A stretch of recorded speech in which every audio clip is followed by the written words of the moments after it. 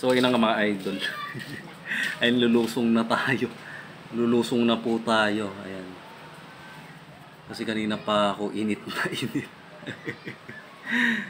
Ayan, makalusong man lang po tayo ngayong hapon kasi ano na rin. Dapat hapon na pala. Ayan, magdidilim na rin. Maya lang po ay madilim na. Ayan.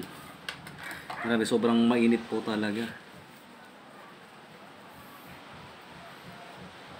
Tatanggal lang ako ng damit kasi basang-basa na po yung damit ko mga idol.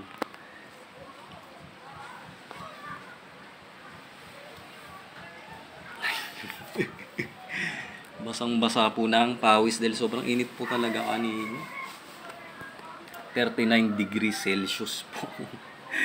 Ang heat po nung init kaninang tanghali.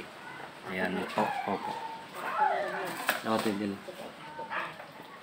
Mga idol, susuong na po tayo. Samahan niyo po ako, samahan niyo po kami.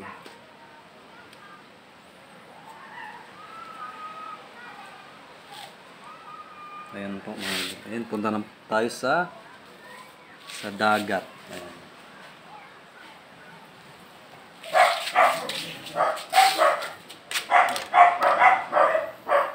Tapos, ano rin po, bibidyoan ko rin po sila mga idol. Ano yung cup ko. Papunta na po tayo sa mismong beach po. Dito po, dito sa may Bataan nga po, Bagak. Ayan, grabe mga idol. Yan po si ate. Isa po siya sa mga caretaker dito sa nirent po namin. Ayan nga po sa cottage po natin. Grabe po, ayan no, mga idol, napakaraming tao ngayong hapon. Magagabi na, napakalas na po nung alon. Tapos napakaraming tao ngayon. Ayan. Sobra po, napakaraming naliligo. Kasi nga po hapon na wala na yung araw, mahangin na, malamig na po yung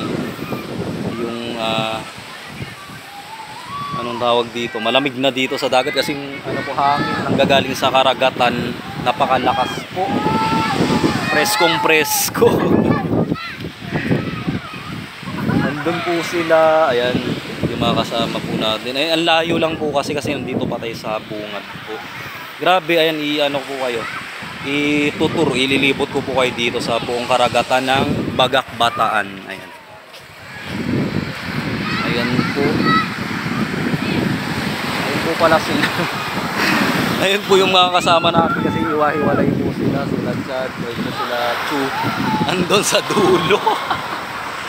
Grabe po, naparaming naliligo. Simula doon sa dulo mga idol hanggang doon po sa kabilang dulo.